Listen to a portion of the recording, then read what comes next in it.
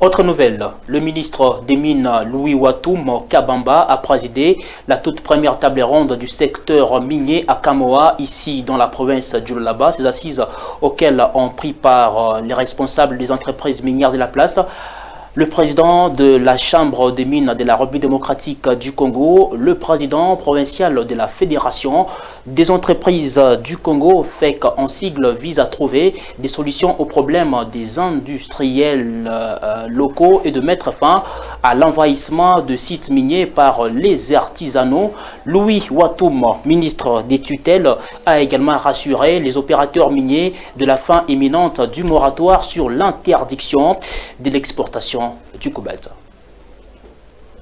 Aussitôt atterri à Kolwezi ce jeudi 18 septembre et après son tête-à-tête avec la chef de l'exécutif provincial, le ministre des Mines a pris la direction de Kamoa. Sur le site de ce complexe minier, accueilli par les chefs d'entreprise, le ministre des Mines est venu lancer la première édition de la table ronde du secteur minier. On prit également part à ces assises le ministre provincial des Mines Wamanantanda Nicodème, représentant la gouverneure Marie-Thérèse Masuka Saini, son directeur de cabinet Jean-Serge Miji, le conseiller de la gouverneure en matière des mines Miki Masuka Saini, le secrétaire exécutif du gouvernement Jules Kabouit, le chef des divisions des mines Vano Kitee et le président provincial de la FEC Lualaba Germain Pungwe. Plusieurs sujets, notamment l'envahissement des sites miniers par les artisanaux et le non-respect des principes qui sécurisent le climat des affaires, étaient sur la table des discussions. Louis Watoum Kabamba a prêté oreille attentive aux préoccupations des CEO des entreprises minières. Il faut écouter avant tout et savoir ce qu'il faut faire pour sortir de l'ordinaire, a-t-il déclaré devant toutes les parties prenantes. S'agissant de l'exploitation minière artisanale à la base de plusieurs plaintes des opérateurs miniers, Louis Watoum Kabamba n'a pas mâché les mots. Entre encadrement des creuseurs et dérapages déplorés dans ce secteur, l'État doit jouer sa partition.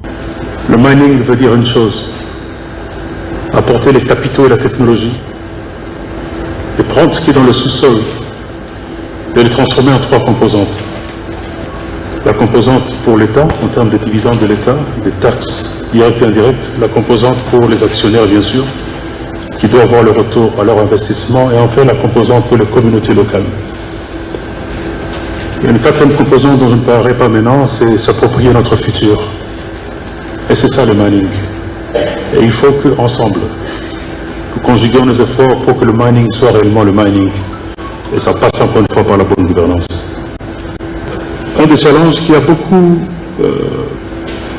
attiré mon attention, c'est la problématique de l'artisanat minier, l'envahissement des sites industriels par les creuseurs. Et je l'ai dit à Kinshasa, à ma hiérarchie, à Madame la Première ministre, mais également au chef de l'État. À propos du moratoire sur l'interdiction de l'exportation du cobalt, le ministre Louis Watoum Kabamba, porteur de la voix des miniers auprès des autorités du pays, rassure ses interlocuteurs.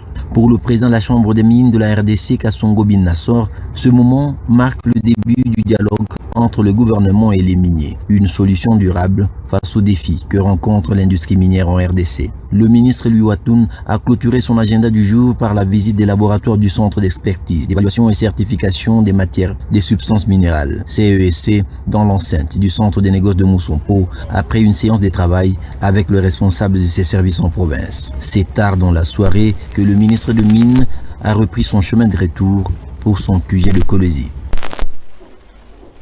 Toujours au Lualaba, les investisseurs